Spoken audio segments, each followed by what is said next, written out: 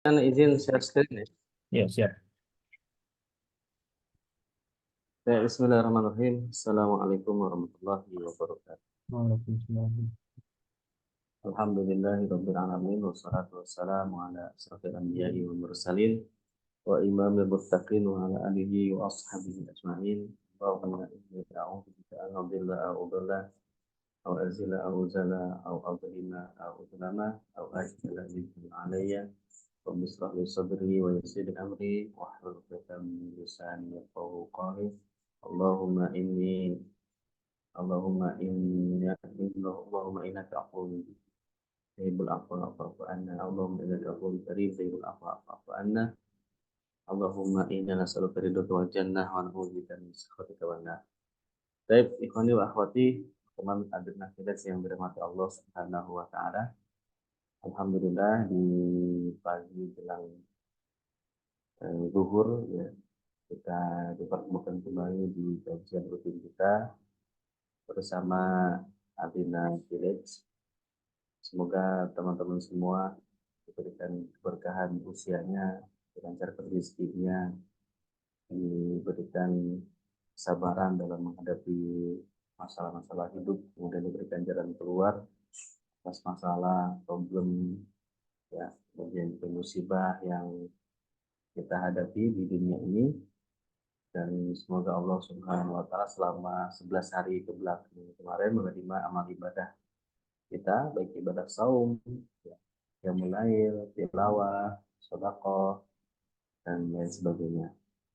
Kemudian salawat dan salam tidak lupa kita curahkan kepada Nabi besar Muhammad Sallallahu Alaihi Wasallam sebagai kedua hasanah kita, sebagai suri tauladan dalam segala aspek kehidupan, dan tidak bosan-bosannya kita senantiasa selalu bersalawat kepada beliau, ya.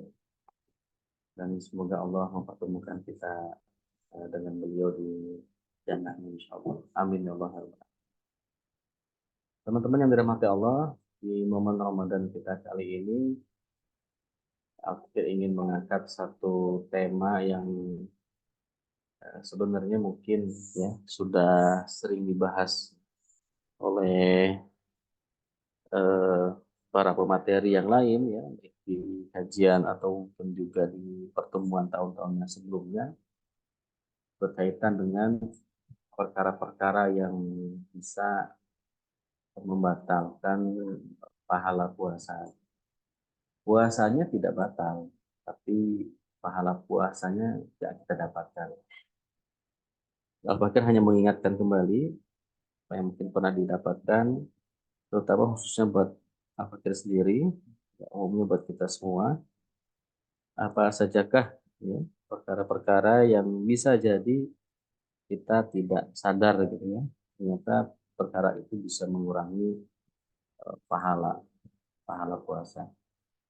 Kan sayang ya, ketika kita berpuasa seharian penuh, kemudian ternyata pahalanya nggak dapat, ya, pahalanya tidak dapat, maka bisa menjadi orang-orang yang merugi, ya, orang-orang yang merugi, ya, sama-sama ikut capek berpuasa, ya, berlelah, menahan lapar, menahan haus, tapi kita tidak mendapatkan apa-apa, hanya sekedar mendapatkan lapar dan haus saja. Nah, ini mungkin peringatan dari Rasulullah Shallallahu Alaihi Wasallam dalam sebuah hadis beliau sampaikan, kam min shaimin laisa lahu min siyamihi illal ju' wal atas. Berapa banyak orang-orang yang berpuasa tetapi dia tidak mendapatkan apapun dari puasanya kecuali hanya lapar dan haus, ya. Nah, tentu kita tidak harapkan seperti itu. Kita tidak harapkan bahwa ibadah puasa yang kita lakukan selama 29 atau 30 hari itu ternyata sia-sia. Kita hanya mendapatkan lapar dan haus saja. Walaupun di sisi hukum fikih dengan puasanya itu menggugurkan kewajiban. Ya, jadi kita tidak berdosa dari sisi bahwa kita sudah melakukan ibadah puasa, yang menggugurkan kewajiban kita, menghilangkan dosa untuk tidak berpuasa. Tapi di sisi lain puasa kita itu seperti jong, gitu. Jadi tidak dapat pahala atau mungkin pahalanya berkurang.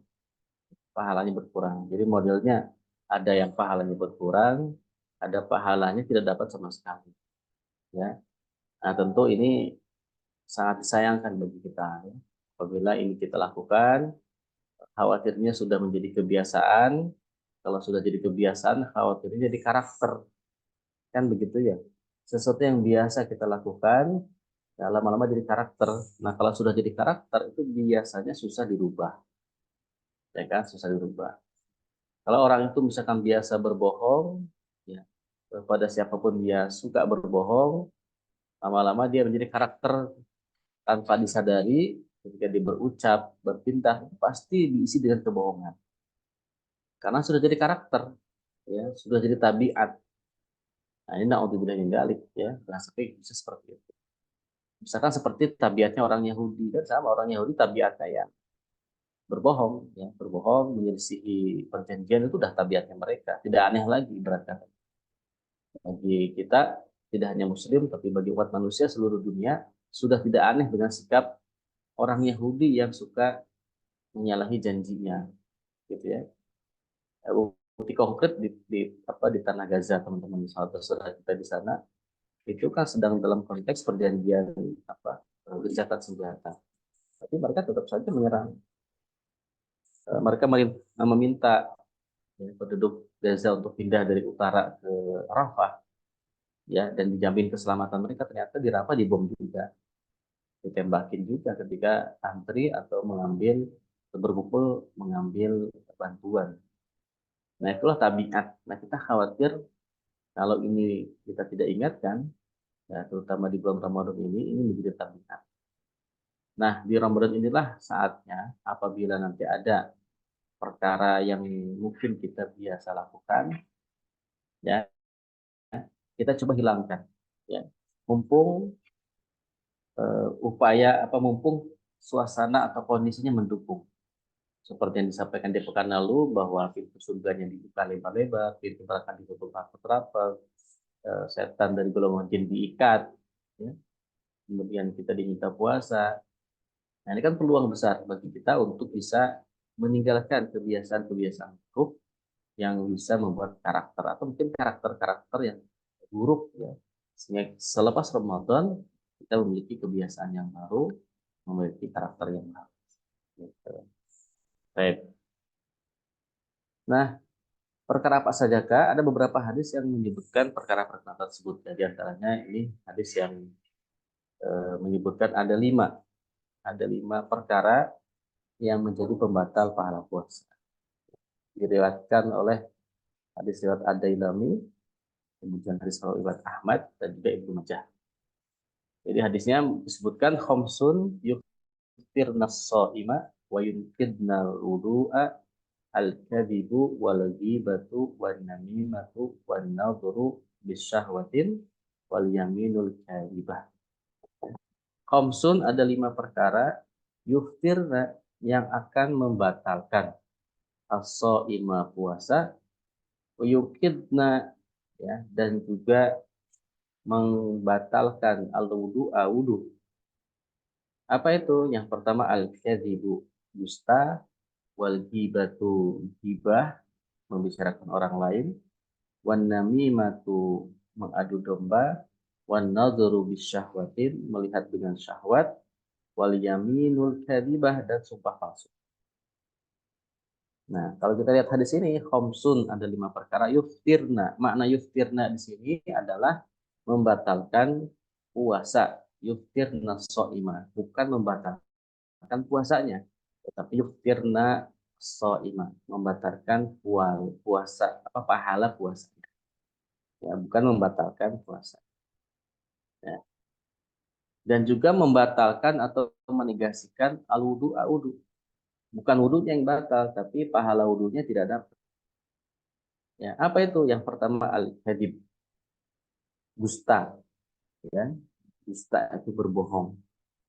Nah, jadi kalau kita mungkin biar enak, ya, dipetakan itu ada lima. Yang pertama al-kadhib.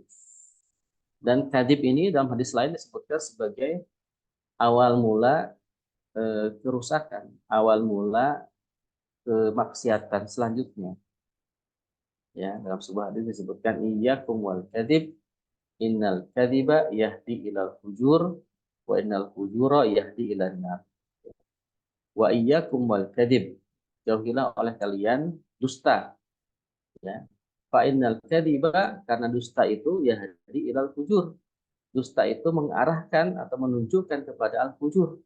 Fujur itu perbuatan rusak, ya, perbuatan yang merusak, perbuatan yang ya, maksiat yang merusak, al fujur, ya. Makanya disebut ada istilahnya itu eh, apa, jarimah. Jarimah itu kan kriminal. Nah, jadi dusta itu menghantarkan orang untuk berbuat keburukan yang lain, menghantarkan orang untuk berbuat kerusakan yang lain. Dan bahayanya innal fujura, bahwa fujur ini yahdi ilan nar, ya, menunjukkan kepada neraka. Ya, itu adalah al-kadzib atau bohong. Nah, bohong itu apa? Bohong itu menyampaikan sesuatu tidak sesuai dengan faktanya, itu bohong. Tidak sesuai dengan kebenarannya, tidak sesuai dengan realitasnya, itu adalah al-kadzib, ya, berbohong. Nah, eh, ketika orang sudah berbohong, itu biasanya dia akan diikuti dengan kebohongan yang lain, itu bahayanya. Ya, awalnya mungkin dia berbohong karena khawatir, karena takut. Tapi lama-lama kebohongan, berbuat bohong itu menjadi kebiasaan. Ya. Nah, ketika sudah jadi kebiasaan, maka bohong itu menjadi biasa. Nah, itu akan terus diikuti dengan kebohongan yang lain. Ya, misalkan, ya, antum kenapa nggak masuk kantor? Ya bohong tuh, saya sakit pak. Oh sakit. Ya. Sudah ke rumah sakit, misalkan. Belum pak. Nah, kan bohong juga tuh, belumnya itu kan belum bohong. Bohong kan? Belum karena memang nggak ada kepentingan. Sudah minum obat? Sudah. Nah, bohong ketiga itu. Terus istrinya tahu, tahu, bohong lagi. Ya, terus jadi ketika ditanya terus makin lama makin bohong, bohongnya nambah lagi, nambah lagi, nambah lagi. Nah, itu makanya hati-hati ya, bohong itu memang gampang diucapkan sepertinya, tapi akibatnya itu bisa bisa terus-terusan. Ya, alangkah baiknya adalah kita berbuat jujur. Ya, sebutkan di hadis yang sama itu ya.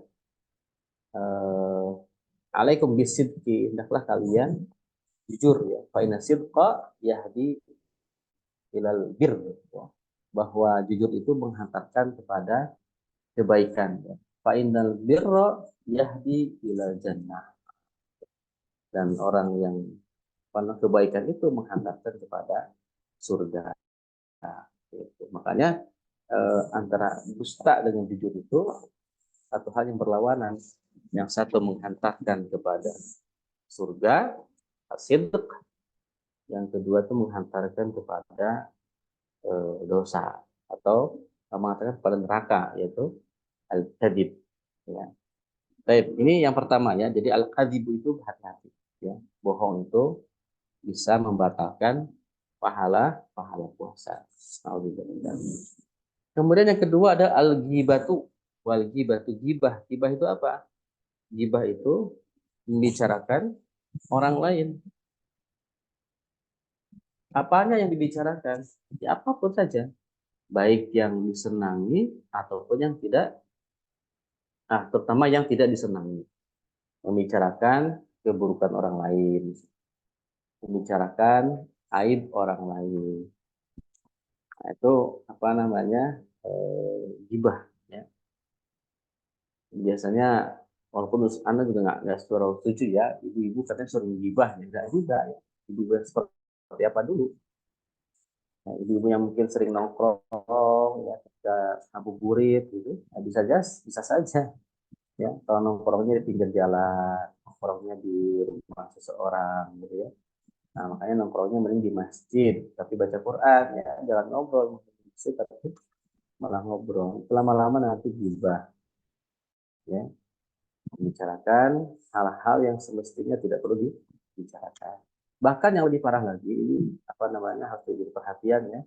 Kita nih, seorang istri atau seorang suami, tidak boleh membicarakan istri atau pasangan kita kepada orang lain. Ya, baik berkaitan dengan keburukannya ataupun kebaikannya, tidak usah, cukup kita saja.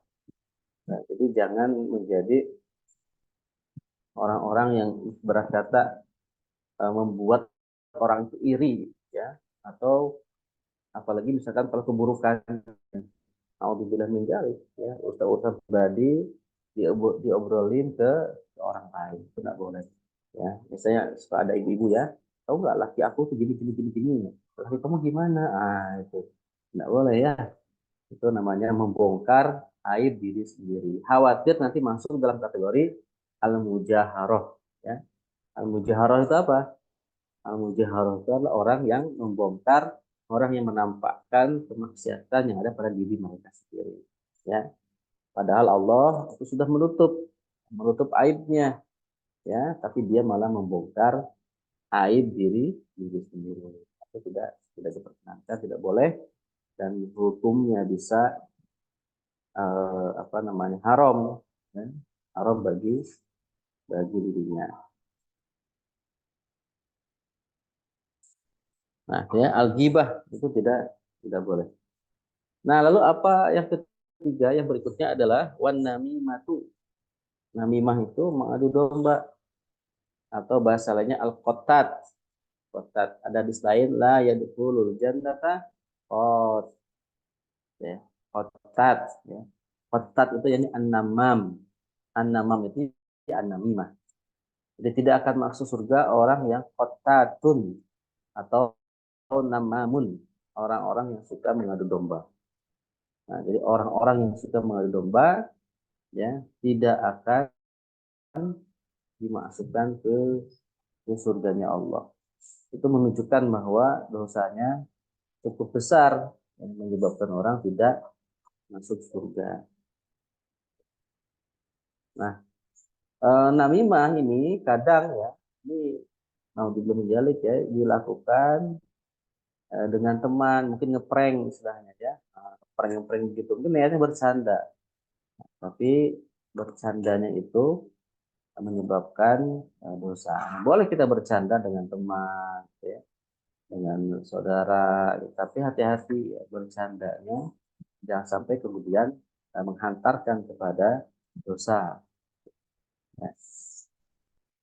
Hati-hati kita ya. Namimah itu mengadu domba. Atau adu domba itu misalnya membicarakan si A, keburukan si A kepada si B. Jadi pandangan si A kepada si B, yang belum tentu apa yang disampaikan oleh si A itu betul semua. Nah, ya kan, kota mengadu domba itu kan dia menyampaikan informasi, ya, informasi orang lain yang dia sendiri tidak menyaksikan langsung, ya, apa yang terjadi pada diri orang itu. Lalu dia ceritakan kepada si B, ya, yang menyebabkan si B itu tidak suka dengan si A, bahkan sampai kepada tingkat bermusuhan. Nah, ini apa namanya, eh, yang disebut dengan an-namimah, ya, atau qattatun. Qattat itu adalah mengadu domba. Ini apa namanya, tidak boleh.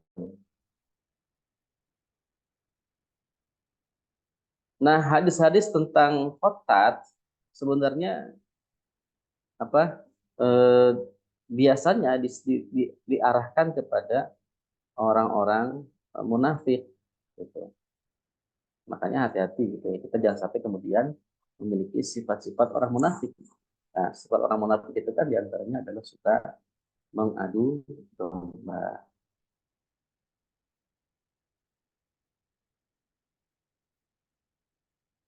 Nah, apa bedanya al-qattat dengan an-namam? Al-qattat, an-namam secara bahasa maknanya sama. Artinya mengadu domba ya. Tapi ada perbedaannya. Kalau al-qattat, apa an-namam, namam itu an-namimah ya. Namimah atau anamam, dia adalah menghadirkan suatu fakta yang dia ambil dari orang lain. Ya, dia tahu faktanya, dia tahu, tapi dia ceritakan kepada orang lain. Tapi kalau dia menyampaikan informasi yang tidak sesuai dengan faktanya, itu namanya fitnah. Ya, itu fitnah.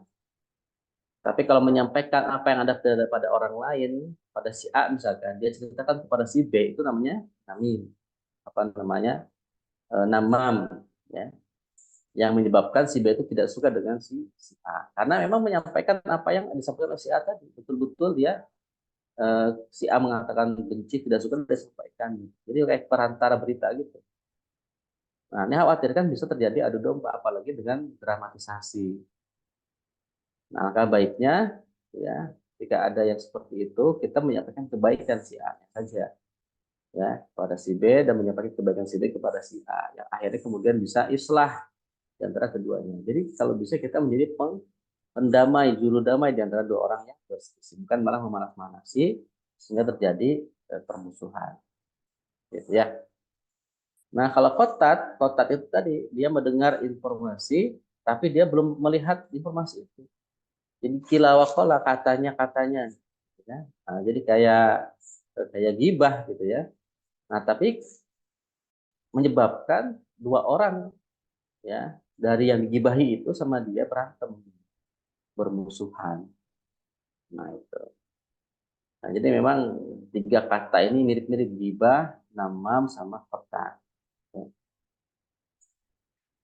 Tapi kemudian yang keempat, wanadhuru bisyahwatin, ya, melihat dengan syahwat. Maksudnya apa? Melihat lawan jenis, ya, atau melihat ya laki-laki melihat perempuan. Misalnya. Kalau melihat laki-laki melihat wanita yang menutup auratnya itu boleh, ya tidak dilarang. Ya seperti ngajar misalkan ya atau belajar gurunya kebetulan perempuan. Ya boleh kita melihat gurunya, ya ngobrol dengan gurunya apa berhadapan-hadapan dengan jarak ya tentunya. Itu boleh karena bagian daripada muamalah, interaksi yang diperbolehkan, ya. Tapi kalau sudah melihatnya dengan syahwat, ya dengan nafsu, nanti yang tidak boleh. Ya itu bisa menggugurkan pahala puasa. Ya naik mobil, naik motor, lihat yang lewat, oh, cantik, misalkan lihat dengan nafsu itu tidak boleh.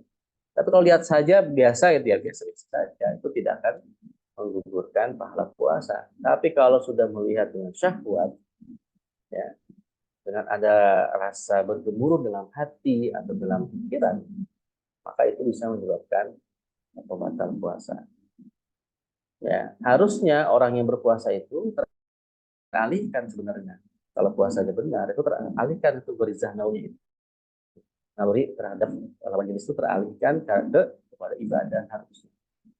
Karena dalam hadis yang lain disebutkan gitu, bagi anak muda yang tidak siap menikah, ya, tapi waktunya sudah bisa untuk menikah, tapi karena dia tidak siap biaya, misalkan tidak siap mental, gitu ya, maka ibadah yang bisa menekan dorongan nafsu biologis itu dengan cara ibadah puasa. Maka disebutkan ya asyam itu sebagai wijaun lahu. Ya, wijaun itu ya sebagai tameng bagi dirinya dari dorongan hawa nafsu. Gitu. Nah, ini perlu diperhatikan ya. Wanadzuru bisyahwatin. Tidak boleh melihat dengan syahwat. Begitupun juga dengan perempuan melihat laki-laki. Kadang-kadang tidak hanya laki-laki yang bersyahwat melihat perempuan, perempuan pun bisa bersyahwat melihat laki-laki. Ya, misalkan melihat ya, seseorang yang dia kagumi, kemudian dia langsung wah terbang, ya kan teriak-teriak, histeris, itu kan dengan syahwat. Melihat eh, apa yang dia ngefans dengan dia seperti teriak-teriak. Ada artis lewat, ya kan, itu sampai lupa diri, ya foto bareng di situ, dipeluk, nah itu kan karena syahwat. Nah itu juga bisa perempuan melihat dengan syahwat. Nah model-model melihat dengan syahwat ini bisa menggugurkan pahala puasa. Dan sepertinya seperti ini banyak, ya. Kita banyak, ya. Kita jalan ke mall, misalkan ya, jalan ke pasar, itu pasti banyak menemukan yang begitu-begitu. maka hati-hati ya, tidak boleh melihat dengan syahwat. Lalu bagaimana dengan melihat auratnya saja tapi tanpa syahwat? Kan bisa tuh, zaman sekarang ini kan banyak kaum muslimin yang tidak pakai kerudung. Ya, kita jalan ke tempat umum. Nah, tentu kalau yang seperti ini, yang penting kita melakukan bodul basor. Nah, itu ada upaya dari kita untuk menghindari pemandangan seperti itu. Kalau tidak ada upaya menghindari, kita malah menikmati, yang begitu tuh bisa menghanguskan puasa, menghanguskan pahala puasa. Ya, melihat tapi dengan menikmati. Dan kalau melihat, kemudian kita memalingkan wajah, kita terlihat yang lain dipalingkan lagi. Kita banyak ada usaha. Usaha dari kita untuk memalingkan pandangan kita. Sebagaimana perintah Allah. Ya, wa qulil mu'minin yaghuddu min absarihim wa yahfadzu fi furujahum. Ya kan? Yang perempuan juga sama. Wa qulil mu'minati yaghuddna min absarihinna wa yahfazna furujahunna. Ya, hendaklah laki-laki yang pertama itu ya, hendaklah dia memalingkan pandangannya. Ya, yang perempuan juga sama, anaklah para muslimah mukminah memalingkan pandangan terhadap sesuatu yang tidak boleh kita pandang. Apa yang tidak boleh kita pandang itu? Yang pertama aurat. Mau dengan syahwat atau tidak dengan syahwat, kalau lihat aurat itu dosa. Ya, saya lihat orang kan ramai saja, itulah makanya kita perlu godul basar itu di sini. Karena melihat aurat orang lain yang bukan mahram atau tidak bukan istri kita, misalkan bagi seorang laki-laki, maka hukumnya haram melihat aurat itu. Dan dia terkena dosanya. Ya, nah, makanya zaman now ini alangkah baiknya tidak terlalu banyak ke jalan-jalan ke mall deh. Ya, bukber itu mending di rumah aja kalau mau ada bukber. Tidak perlu ke tempat-tempat umum karena pasti akan rame yang begitu-begitu. Ya, kecuali kalau memang kita bisa bodul basor, ya silakan saja. Ya, bodul basor memalingkan pandangan kita, bukan malah menikmati ya pemandangan yang ada. Nah, itu bisa mengurangi atau bahkan membatalkan pahala puasa. Ya. Kemudian yang kelima, wal yaminul kadzibah, bersumpah palsu. Ada orang yang gampang sumpah untuk menguatkan bahwa apa yang diomongin sama dia itu benar. Wallahi misalkan. Demi Allah saya benar. Nah, itu hati-hati. Dalam Islam kita tidak boleh mudah bersumpah. Ya, tidak boleh gampang sumpah. Karena sumpah itu ketika kita tidak memenuhi sumpah itu kita berdosa. Ya, bahkan bisa sampai jatuh kafarat. Ya, bersumpah, sumpahnya tidak benar. Ya, dan audzubillah lagi bisa sampai kepada derajat munafik. Ya, munafik itu kan salah satunya adalah menyalahi sumpah. Ya, menyalahi sumpah. Nah, ini audzubillah ya. Baik, jadi ada 5, dalam hadis ini ada 5 yang bisa membatalkan pahala puasa. Bukan membatalkan puasanya, tapi membatalkan pahala puasa. Yang pertama adalah al-kadzib, dusta. Yang kedua adalah al-ghibah, ya, membicarakan orang lain. Yang ketiga adalah namimah, mengadu domba. Yang keempat adalah melihat dengan syahwat, an-nazur bisyahwatin. Yang kelima adalah al-yamin al-kadzibah, ya, sumpah palsu. Ya, sumpah palsu, menyebut wallahi padahal dia berbohong. Baik, semoga Allah jauhkan kita dari sifat-sifat yang bisa membatalkan, menghilangkan pahala puasa kita yang tadi disebutkan dalam hadis riwayat Ibnu Majah, Ad-Darimi sama Imam Ahmad. Nah, ada tambahan hadis lagi yang lain yang ini ternyata juga bisa menghilangkan pahala puasa. Apa itu? Itu berkata keji, berkata kotor, dan bertindak bodoh. Nah, berkata kotor ini berarti umpatan, gitu ya. Kalau kita kesal kita ngumpat-ngumpat, ya, menyebutkan nama-nama binatang misalkan, ya, atau menyebutkan kalimat-kalimat yang sebenarnya seperti nama binatang tapi kayak diplesetin, misalkan seperti anjay, anjay, anjir, gitu kan. Nah, itu kalimat-kalimat umpatan, gitu. Ya, hati-hati ya. Ini berdasarkan hadis Rasulullah SAW yang bersabda asyamu junnatun. Puasa itu junnah. Junnah itu tameng, ya, perisai. Fala yarfus wa yajhal. Janganlah berkata-kata keji dan jangan juga bertindak bodoh, ya. Wa innum ru'um qatalahu aw syatamahu falyaqul inni shaimun maratain. Jika ada seorang yang ngajak kamu berantem, ya, atau ngajak eh, berselisih, ya, maka ucapkan inni shaimun, ya, 2 kali, maratain 2 kali. inni shaimun, inni shaim. Jadi kalau ada di antara kita misalnya dipancing-pancing biar marah gitu ya, jawab jerotan, maaf saya puasa. Itu aja udah ya. Kemudian apa tuh yarfus ya? Asyamu junnatun fala yarfus, tidak berkata keji. Tadi berkata keji itu berkata kalimat-kalimat yang bisa menyakiti orang lain. Ya, umpatan misalkan, celaan, makian.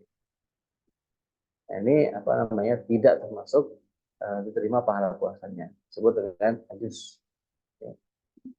Yang kedua adalah fala wala yajhal, jangan bertindak bodoh.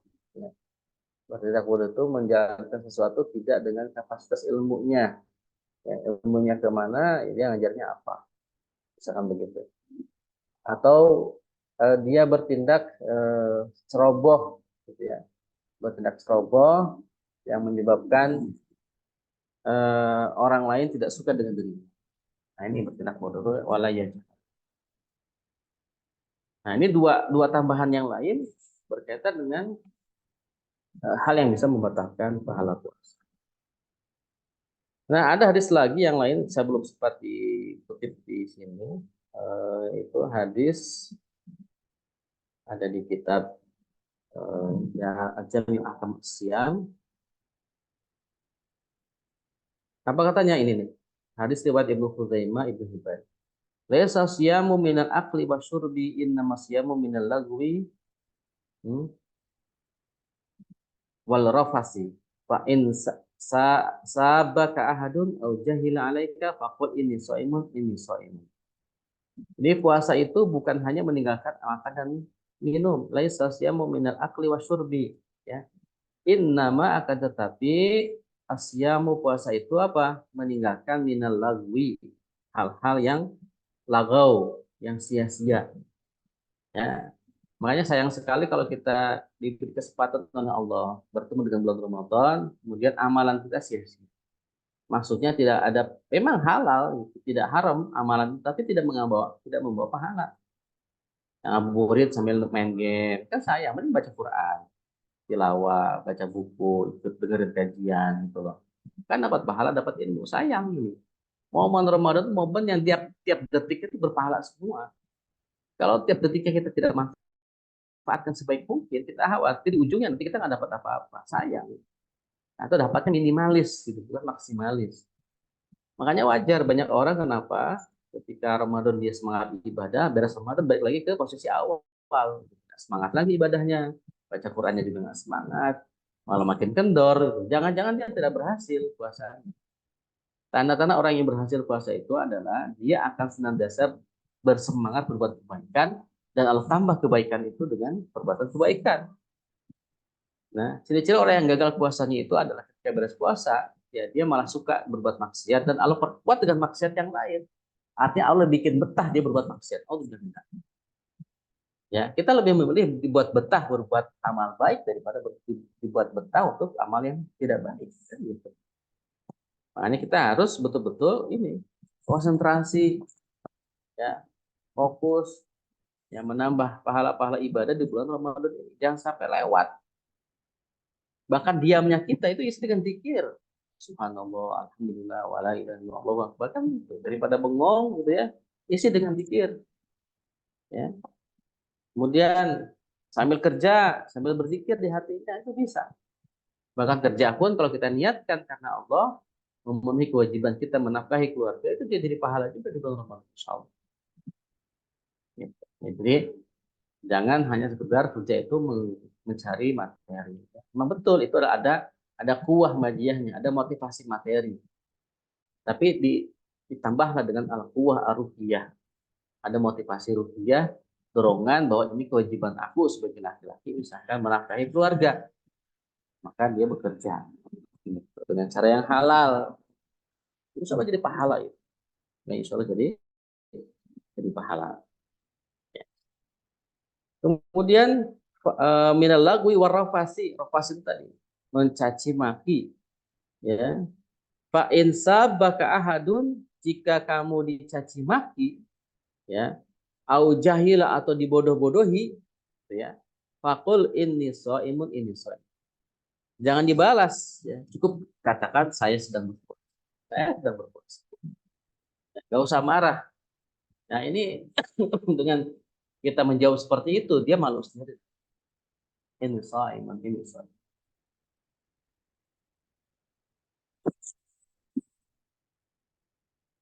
Ya.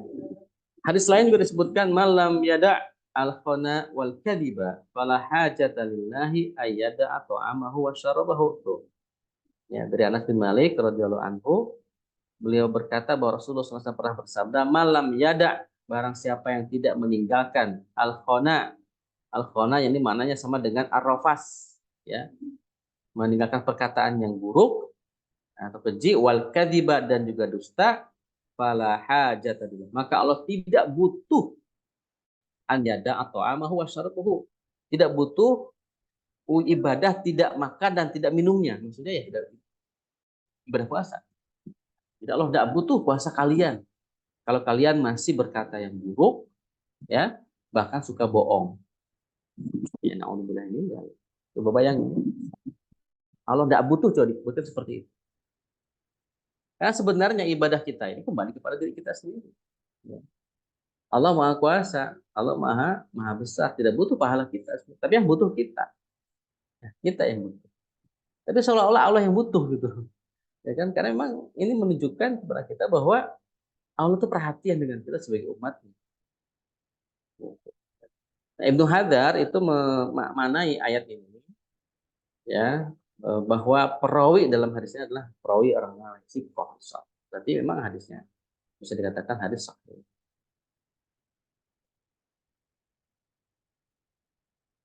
Hadis lain misalnya dari Abu Hurairah radhiyallahu anhu dari Nabi sallallahu alaihi wasallam, la tastabba wa anta shaim. Fa in sabaka ahadun faqul inni shaim. Wa in kunta qatiman apa? Fajlis. Tidak, janganlah kamu tastabah, saling menghina. Wa anta shaim, sedangkan kamu sedang puasa. Tidak boleh kita menghina teman kita, saudara kita dalam kondisi puasa. Berarti nanti kalau udah puasa boleh dong ya kata begitu. Ya, ibadah puasa aja tidak boleh, apalagi di bulan yang tidak ada puasanya, tentu lebih tidak boleh lagi. Ya, nah, jadi tidak boleh menghina siapapun itu. Ya. Dan jika seorang menghinamu, kalau ada orang yang menghina kita misalkan, ya cukup jawab dengan ana shaimun, tidak usah dilawan, ya, tidak usah dibalas, tidak usah diajak juga berkelahi, ya. Cukup katakan ana shaimun, saya puasa juga bang, ana shaimun. Mau apa abang ini ya? Nah, kita lagi puasa ini. Hmm, begitu. Hadis lain juga ada ya, as-shaumu junnatun malam yakhridha qala Abu Muhammad, ya, yakni bil ghibah. Puasa itu perisai selama dia belum ada yang melubanginya. Jadi puasa itu perisai tadi betul.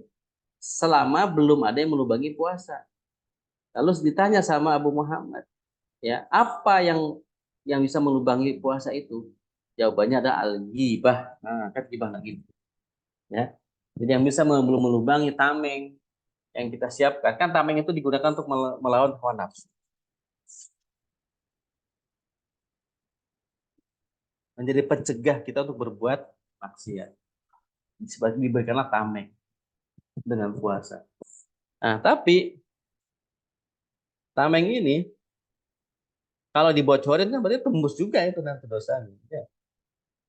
Godaannya tembus kalau tamengnya bocor atau bolong-bolong lagi. Nah, apa yang membuat tameng itu bolong-bolong? Al-ghibatu, ghibah. Nah, ini hati-hati ya, kita makanya kita nggak usah nonton acara-acara infotainment, ya. Acara-acara apa yang menjelaskan seluk-beluk artis yang nggak penting-penting amat sih, apa pentingnya, ya. Ya kecuali kalau misalkan profil seorang ulama, profil orang soleh kan penting buat kita ketahui, buat inspirasi, ya kan? Profil orang-orang yang baik itu bisa saja. Tapi kalau profil kehidupan keluarganya yang cerai ini cerai itu cerai, anaknya kemana, gonong gini dan sebagainya, buat apa? Gitu. Ya, jadi kita malah terbawa suasana yang tidak penting, udah mah tidak penting dan tidak berpahala pula, bisa jadi malah dosa. Jadi memang puasa itu betul-betul melatih kita, melatih diri kita sendirian.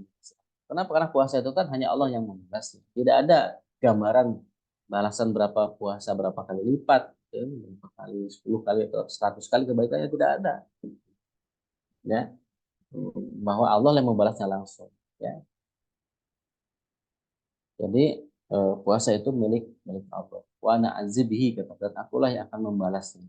Saking bisa jadi balasannya besar sekali, Allah membalas langsung, tidak melalui malaikat. Masya Allah ya. Jadi ini gambaran puasa, maka mari kita hilangkan sifat-sifat kebiasaan-kebiasaan yang tadi tuh ya, yang bisa menghapus atau membatalkan pahala puasa Ramadan kita.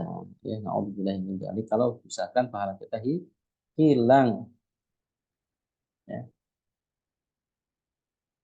Bahkan disebutkan dalam hadis yang lain ini lebih seram lagi ya.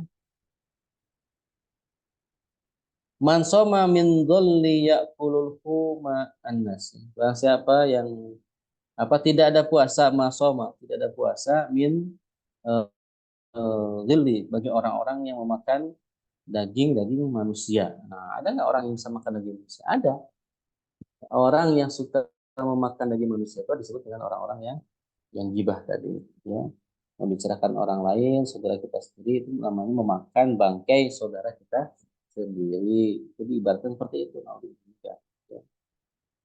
Dan terakhir hadisnya wa kaifa shoma man dhalla ya'kulul nas. Bagaimana bisa disebut berpuasa seseorang yang masih bisa mengenali memakan daging-daging manusia. Jadi ini salah satu mungkin keputusasaan. Kita puasa tiba, kita tidak langsung isi ke satu dua tidak masuk, ya. Nah, kemudian kita malah asing atau bermain di luar. Ini kan juga menghilangkan pahala puasa itu. Ya, ya ini berkata keji dan bertindak bodoh. Nah itu ya jadi ada beberapa poin ya. Selain 5 yang di atas, tambahkan juga dengan rofas, berkata keji, wal jahal, itu juga bertindak bodoh, ya bisa menghilangkan pahala pahala puasa. Wallahu a'lam bishawab. Silakan bagi teman-teman barangkali ada pertanyaan atau ada yang didiskusikan, kami persilahkan. Baik, terima kasih Ustaz atas pemaparan materi pada kesempatan siang hari ini. Untuk rekan-rekan, silakan jika ada pertanyaan, silakan ketik di kolom chat atau open mic, karena kita sampai ke tanya jawab, silakan. Ya, silakan Bu. Ya, untuk Ibu Assalamualaikum Han. warahmatullahi wabarakatuh. Mau nanya Ustadz, Oh ya, tadi disampaikan Ustadz ya kalau kita lagi saum gitu terus ada ya sesuatu yang nggak nyaman gitu, sebaiknya kita sampaikan anak soimun gitu ya Ustadz ya. Nah saya sih kebayang gini Tat, kalau untuk saudara kita yang lagi didolimi gitu ya di Gaza gitu. Nah itu kayak mana ya Tat ya itu eh, di bulan Ramadan gitu terus nggak mungkin juga menyampaikan itu gitu ya itu ya sekedar ini aja kita pengen tahu aja gitu sebaiknya kita sebagai apa namanya umat umat Islam tuh gimana sih kalau menghadapi orang-orang dolim seperti itu gitu itu aja Tat. ya. Baik. Jadi ada hadis Rasulullah SAW ya yang mengajarkan kepada kita berkaitan dengan orang-orang yang zalim. Yang intinya bahwa hadis itu sedikit panjang, bahwa kita harus menolong orang yang dizolimi dan orang yang zalim. Para sahabat bertanya, kalau menolong orang yang dizolimi sih mafhum ya Rasulullah. Orang dizolimi, masa kita nggak nolong? Kan? Lalu bagaimana dengan definisi kita menolong orang yang zalim? Ya, orang zalim ditolong juga. Gitu. Maka kata Rasulullah, menolong orang zalim itu dengan cara apa? Menasehatinya untuk tidak berbuat zalim. Nah, itu termasuk menolong orang zalim. Nah, berarti kalau ada orang zalim di tengah-tengah kita, yang pertama kita perhatikan siapa yang dizalimi. Kan yang zalim itu kita bantu, kita tolong.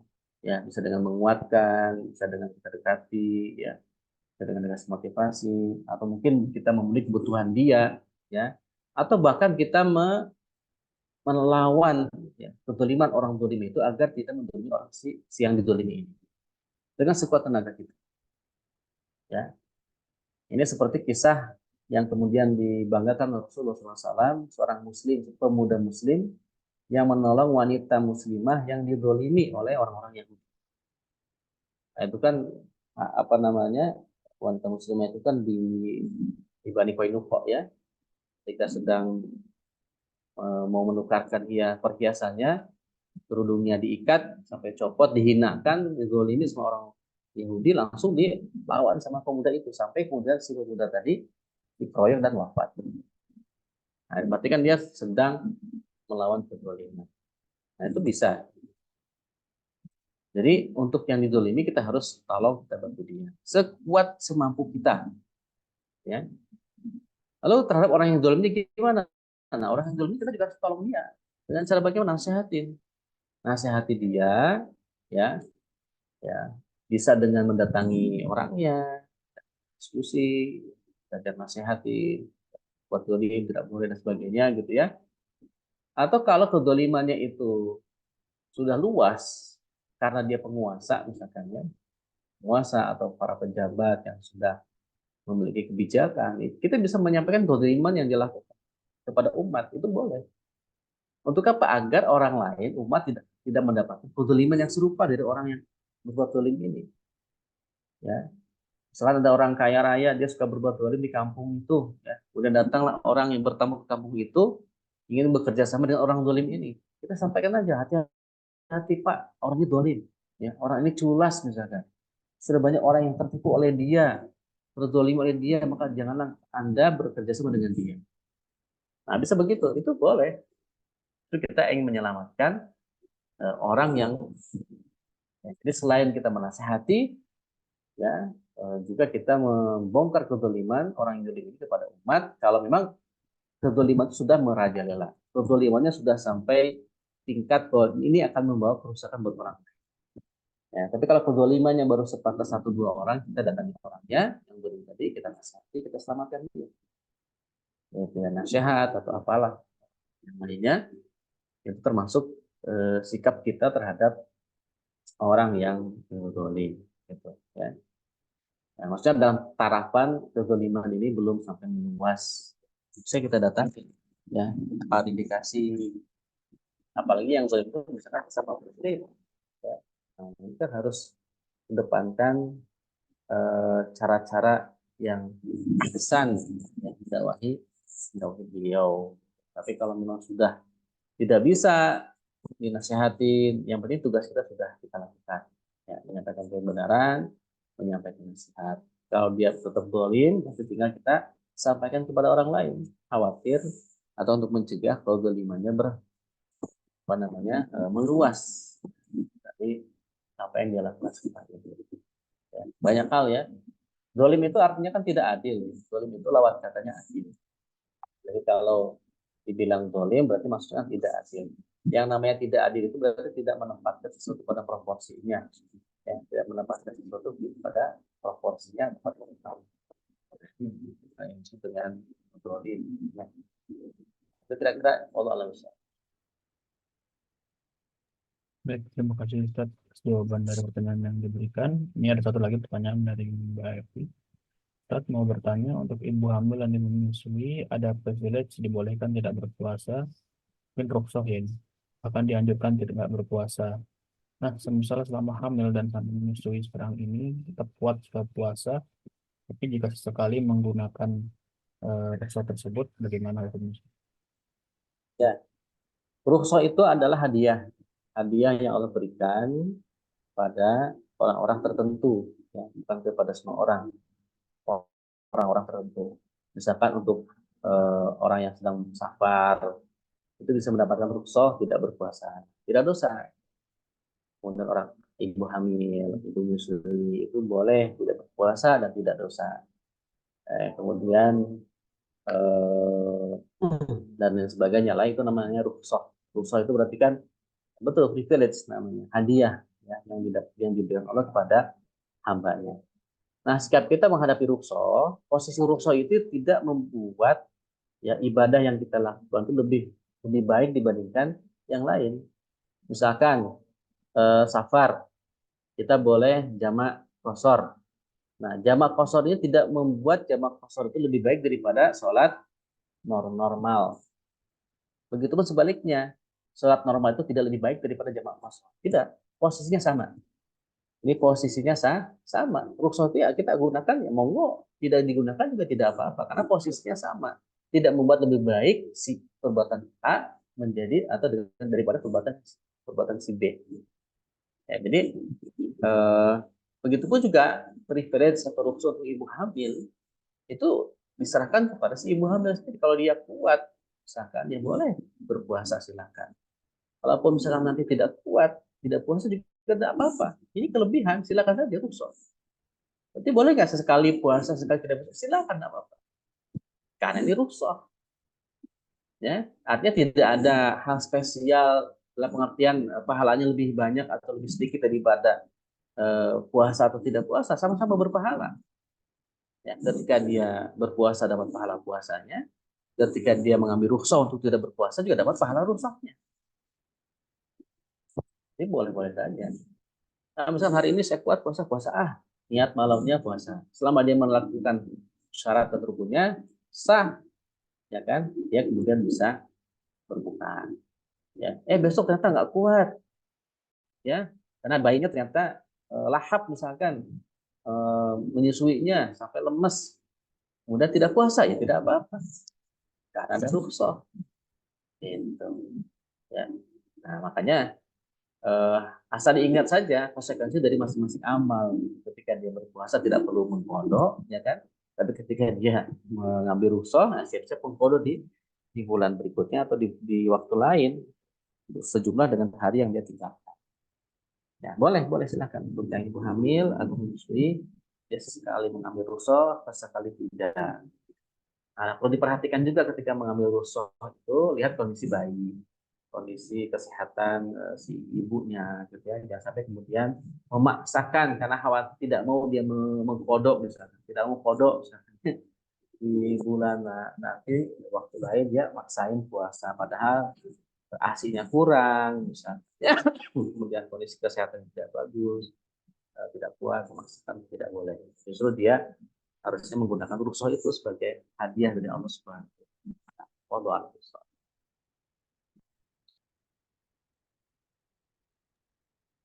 Terima kasih atas jawaban yang diberikan.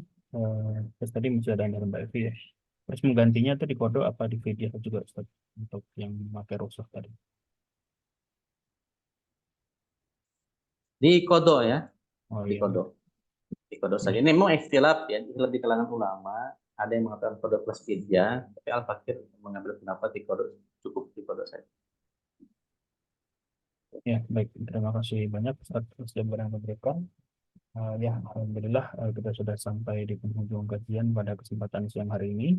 Izin mengingatkan untuk teman-teman yang ingin berdonasi untuk Palestina bisa langsung transfer ke rekening yang sudah disertakan di grup kajian pekanan. Terima kasih.